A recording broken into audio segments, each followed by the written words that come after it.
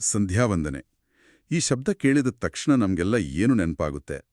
ದಿನ ಮಾಡುವ ಒಂದು ಧಾರ್ಮಿಕ ಆಚರಣೆ ಅಲ್ವಾ? ಎಷ್ಟೋ ಸಲ ಇದೊಂದು ಯಾಂತ್ರಿಕ ಅಭ್ಯಾಸ ಅಷ್ಟೇ ಅನ್ಸ್ಬಿಡುತ್ತೆ. ಆದರೆ ಈ ಆಚರಣೆಯ ಹಿಂದೆ ಕೇವಲ ಕರ್ಮಕಾಂಡ ಅಷ್ಟೇ ಅಲ್ಲ, ಒಂದು ಆಳವಾದ ಜ್ಞಾನದ ಹಾದಿಯೇ ಇದೆ ಅಂತ ತಿಳಿದ್ರೆ, ಇವತ್ತಿನ ನಮ್ಮ ಈ ಒಂದು ಆಳವಾದ ಚರ್ಚೆಗೆ ಆಧಾರವಾಗಿರೋದು ವಿಜಯೇಂದ್ರ ರಾಮನಾಥ ಭಟ್ರು ಬರೆದ ಸಂಧ್ಯಾವಂದನೆಯ ಅಂತರಂಗ ಅನ್ನೋ ಗ್ರಂಥದ ಕೆಲವು ಆಯ್ದ ಭಾಗಗಳು. ಶೀರ್ಷಿಕೆ ಹೇಳುವ ಹಾಗೆ, ಈ ಆಚರಣೆಯ ಕೇವಲ ವಿಧಿವಿಧಾನಗಳನ್ನಷ್ಟೇ ನೋಡದೆ ಅದರ ಅಂತರಂಗವನ್ನ, ಅಂದ್ರೆ ಅದರ ಒಳಾರ್ಥ ಮತ್ತು ತತ್ವವನ್ನ ಅರ್ಥ ಮಾಡ್ಕೊಳ್ಳೋ ಪ್ರಯತ್ನ ಮಾಡೋಣ. ಹೌದು, ಈ ಮೂಲದಲ್ಲಿ ಸಿಕ್ಕಿರೋ ಮಾಹಿತಿ ಇದೆಯಲ್ಲ, ಅದು ಬಹಳ ಕುತೂಹಲಕಾರಿ. ಗ್ರಂಥಕರ್ತರು ಸಂಧ್ಯಾವಂದನೆಯನ್ನು 2 ದೃಷ್ಟಿಕೋನಗಳಿಂದ ನೋಡ್ತಾರೆ. ಒಂದು, ಕರ್ಮಯೋಗ, ಅಂದ್ರೆ ಏನ್ ಮಾಡ್ಬೇಕು, ಹೇಗ್ ಮಾಡ್ಬೇಕು, ಯಾವ ಮಂತ್ರ ಹೇಳ್ಬೇಕು ಅನ್ನೋದು. ಇನ್ನೊಂದು, ಜ್ಞಾನಯೋಗ. ಜ್ಞಾನಯೋಗ?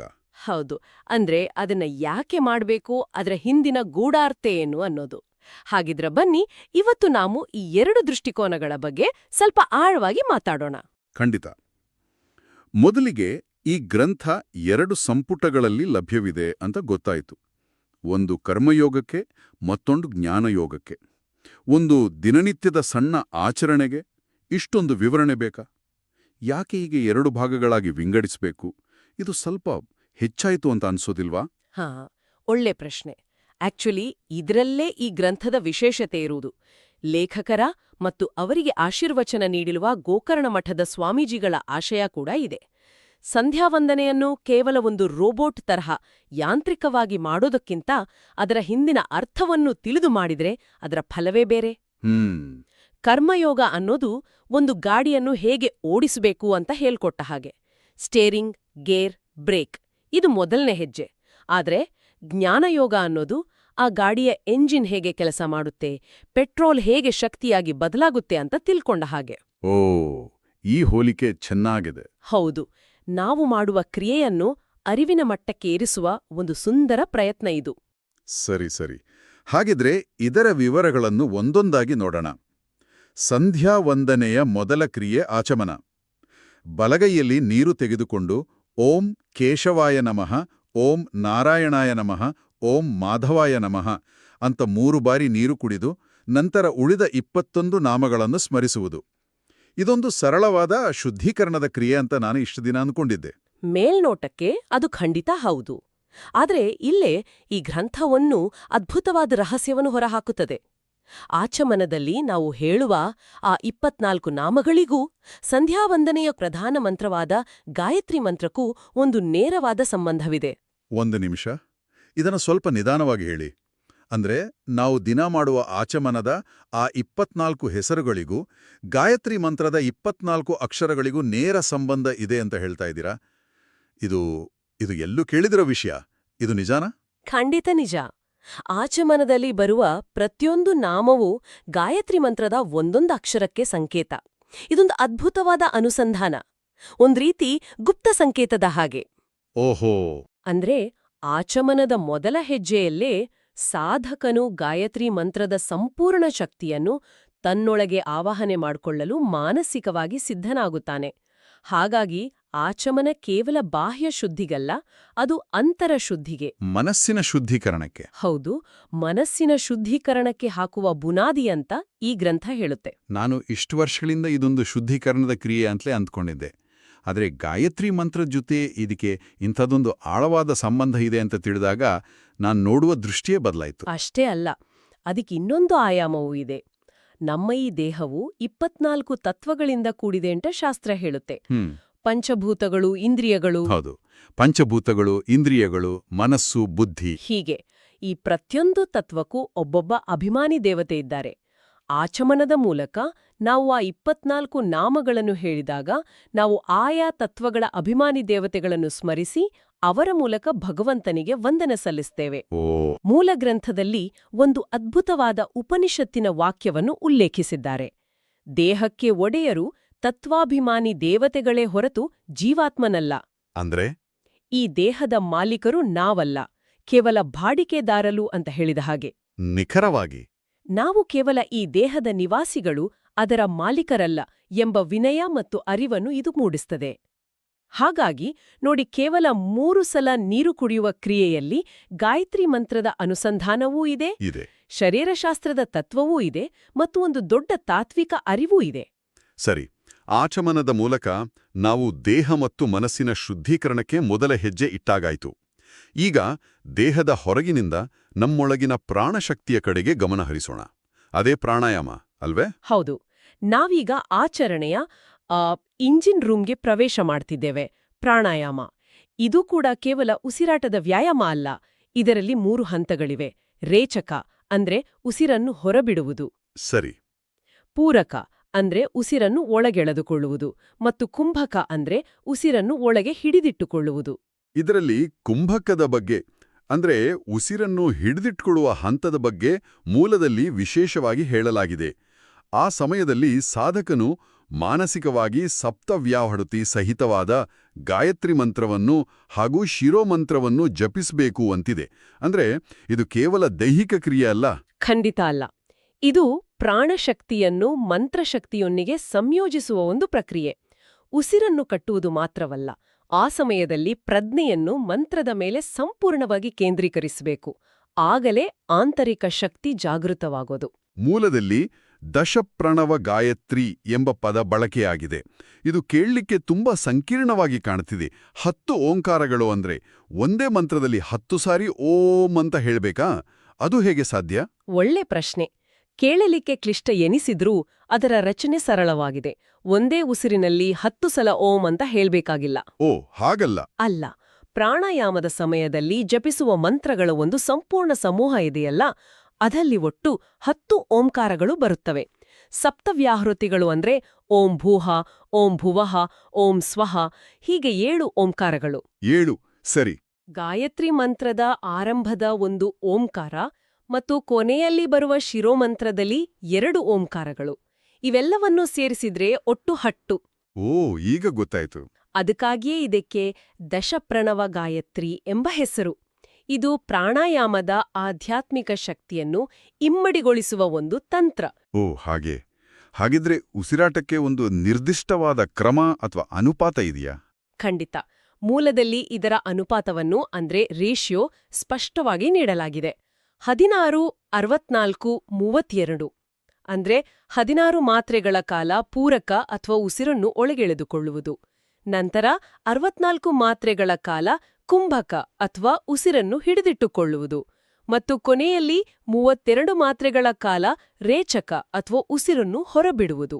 ಒಂದು ಮಾತ್ರೆ ಅಂದ್ರೆ ಒಂದು ಹ್ರಸ್ವ ಅಕ್ಷರವನ್ನು ಉಚ್ಚರಿಸಲು ಬೇಕಾಗುವ ಸಮಯ ಅಷ್ಟೇ.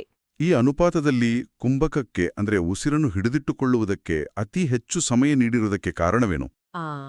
ಈ ಅನುಪಾತ ಯಾಕಿಷ್ಟು ಮುಖ್ಯ ಅಂದ್ರೆ ಮನಸ್ಸನ್ನು ಹಿಡಿತಕ್ಕೆ ಕರಲು ಕುಂಭಕದ ಹಂತ ಬಹಳ ಮುಖ್ಯ. ನೀವೇ ಗಮನಿಸಿ, ನಾವು ಕೋಪಗೊಂಡಾಗ ಅಥವಾ ಆತಂಕದಲ್ಲಿದ್ದಾಗ ನಮ್ಮ ಉಸಿರು ವೇಗವಾಗಿ ಚಿಕ್ಕದಾಗಿರ್ತದೆ ಅಲ್ವಾ? ಹೌದು. ಆದರೆ ಇಲ್ಲಿ ಉಸಿರನ್ನು ಹೆಚ್ಚು ಕಾಲ ಹಿಡಿದಿಟ್ಟುಕೊಳ್ಳುವ ಮೂಲಕ ನಾವು ನಮ್ಮ ಪ್ರಾಣಶಕ್ತಿಯನ್ನು ಹಿಡಿದಿಟ್ಟುಕೊಂಡು ಮನಸ್ಸನ್ನು ಶಾಂತಗೊಳಿಸಲು ತರಬೇತಿ ನೀಡುತ್ತಿದ್ದೇವೆ. ಗ್ರಂಥದಲ್ಲಿ ಒಂದು ಉತ್ತಮವಾದ ಹೋಲಿಕೆ ಕೊಟ್ಟಿದ್ದಾರೆ. ಏನದು? ಅಗ್ನಿಯಲ್ಲಿ ಕಾಯಿಸಿದಾಗ ಚಿನ್ನದಲ್ಲಿರುವ ಕಶ್ಮಲ ಹೇಗೆ ಕರಗಿ ಹೋಗುವುದೋ ಹಾಗೆಯೇ ಪ್ರಾಣಾಯಾಮದ ಕುಂಭಕದಿಂದ ನಮ್ಮ ಇಂದ್ರಿಯಗಳ ದೋಷಗಳು ಮತ್ತು ಮನಸ್ಸಿನ ಚಂಚಲತೆಗಳು ದಹಿಸಿ ಹೋಗ್ತವೆ. ಆದರೆ ಒಂದು ಅನುಮಾನ, ಇಷ್ಟೆಲ್ಲ ನಿಯಮಗಳು, ಅನುಪಾತಗಳು, ಮುದ್ರೆಗಳು ಇವೆಲ್ಲವನ್ನು ನೆನಪಿಟ್ಟುಕೊಂಡು ಮಾಡುವುದು ಸಾಮಾನ್ಯ ಜನರಿಗೆ ಕಷ್ಟವಾಗುವುದಿಲ್ಲವೇ? ಇದರಿಂದ ಆಚರಣೆ ಮತ್ತಷ್ಟು ಯಾಂತ್ರಿಕವಾಗುವ ಅಪಾಯವಿಲ್ಲವೇ? ಅದೊಂದು ಅತ್ಯುತ್ತಮವಾದ ಪ್ರಶ್ನೆ.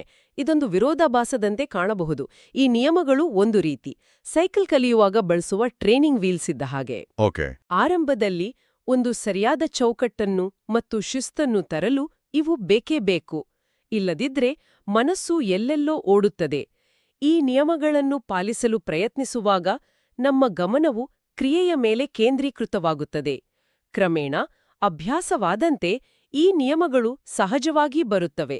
ಆಗ ನಾವು ಕೇವಲ ಎಣಿಕೆ ಮಾಡುವುದನ್ನು ಬಿಟ್ಟು ಅದರ ಹಿಂದಿನ ಶಕ್ತಿಯ ಅನುಭವದ ಕಡೆಗೆ ಗಮನ ಕೊಡಲು ಸಾಧ್ಯವಾಗುತ್ತದೆ. ಅಂದ್ರೆ ಆರಂಭದ ಶಿಸ್ತು ನಂತರದ ಸ್ವಾತಂತ್ರ್ಯಕ್ಕೆ ದಾರಿ ಮಾಡಿಕೊಡುತ್ತದೆ. ನಿಖರವಾಗಿ. ಹಾಗಿದ್ರೆ ಪ್ರಾಣಾಯಾಮ ನಮ್ಮ ಮನಸ್ಸನ್ನು ಒಂದು ಹಂತಕ್ಕೆ ಸಿದ್ಧಪಡಿಸಿದ ಹಾಗೆ ಇಷ್ಟೆಲ್ಲ ಸಿದ್ಧತೆ ಮಾಡಿಕೊಳ್ತಿರುವುದು ಯಾವುದಕ್ಕಾಗಿ? ಬಹುಶಃ ಆ ಮುಖ್ಯ ಘಟ್ಟ ಅಂದ್ರೆ ಗಾಯತ್ರಿ ಮಂತ್ರದ ಜಪಕ್ಕಾಗಿ ಇರಬೇಕು ಅಲ್ವೇ? ನಿಖರವಾಗಿ. ಈಗ ನಾವು ಸಂಧ್ಯಾವಂದನೆಯ ಹೃದಯ ಭಾಗಕ್ಕೆ ಬಂದಿದ್ದೇವೆ. ಮೂಲದಲ್ಲಿ ಹೇಳುವಂತೆ ನ ಗಾಯತ್ರ್ಯಾಃ ಪರಂ ಜಪಃ.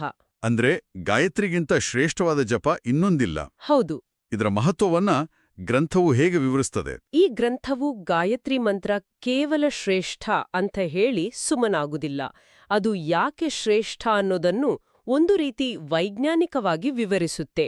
ಮಂತ್ರದ ಪ್ರತಿಯೊಂದು ಭಾಗಕ್ಕೂ ಇರುವ ಋಷಿ, ದೇವತಾ ಮತ್ತು ಛಂದಸ್ಸುಗಳ ವಿವರವನ್ನು ಬಹಳ ವ್ಯವಸ್ಥಿತವಾಗಿ ನೀಡುತ್ತದೆ.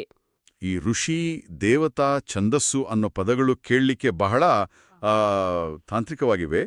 ಸಾಮಾನ್ಯರಿಗೆ ಅರ್ಥವಾಗುವ ಹಾಗೆ ಇದರ ಮಹತ್ವವೇನು ಅಂತ ಹೇಳ್ಬೋದಾ? ಖಂಡಿತ. ಇದನ್ನ ಒಂದು ಶಾಸ್ತ್ರೀಯ ಸಂಗೀತದ ಕೃತಿಯ ಮೂಲಕ ಅರ್ಥ ಮಾಡ್ಕೊಳ್ಬೋದು. ಓ ಸರಿ. ಒಂದು ಕೃತಿಯನ್ನು ಕೇಳುವಾಗ ಅದರ ರಾಗ ಯಾವುದು, ತಾಳ ಯಾವುದು ಮತ್ತು ಅದನ್ನು ರಚಿಸಿದ ವಾಗ್ಗೇಯಕಾರ ಯಾರು ಅಂತ ತಿಳಿದುಕೊಂಡ್ರೆ ಆ ಕೃತಿಯನ್ನು ಆಸ್ವಾದಿಸುವ ರೀತಿಯೇ ಬದಲಾಗತ್ತೆ. ಹೌದು. ಹಾಗೆಯೇ ಋಷಿ ಅಂದ್ರೆ ಆ ಮಂತ್ರವನ್ನು ಜಗತ್ತಿಗೆ ಮೊದಲು ಪರಿಚಯಿಸಿದ ದಾರ್ಶನಿಕ. ದೇವತಾ ಅಂದ್ರೆ ಆ ಮಂತ್ರದ ಮೂಲಕ ನಾವು ಆರಾಧಿಸುವ ಶಕ್ತಿ. ಛಂದಸ್ಸು ಅಂದ್ರೆ ಆ ಮಂತ್ರದ ಛಂದೋಬದ್ಧವಾದ ಗಣಿತದಂಥ ರಚನೆ. ಉದಾಹರಣೆಗೆ ಮಂತ್ರದ ಆರಂಭದಲ್ಲಿ ಬರುವ ಪ್ರಣವವಾದ ಓಂಕಾರಕ್ಕೆ ಪರಬ್ರಹ್ಮನೇ ಋಷಿ, ಪರಮಾತ್ಮನೇ ದೇವತೆ.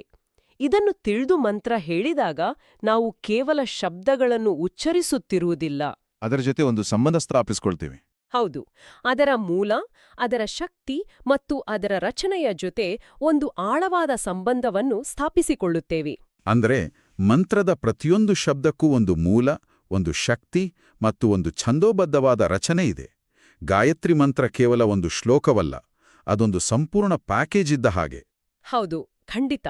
ಅದು ಪ್ರಣವ ಅಂದ್ರೆ ಓಂ, 7 ವ್ಯಾಹೃತಿಗಳು ಅಂದ್ರೆ ಭೂರ್ಭುವಃ ಸ್ವಃ, ಹಾ, ಪ್ರಧಾನ ಮಂತ್ರವಾದ ತತ್ಸವಿತುರ್ವರೇಣ್ಯಂ ಮತ್ತು ಅಂತಿಮವಾಗಿ ಶಿರೋಮಂತ್ರಗಳ ಒಂದು ಸಮಗ್ರ ರಚನೆ.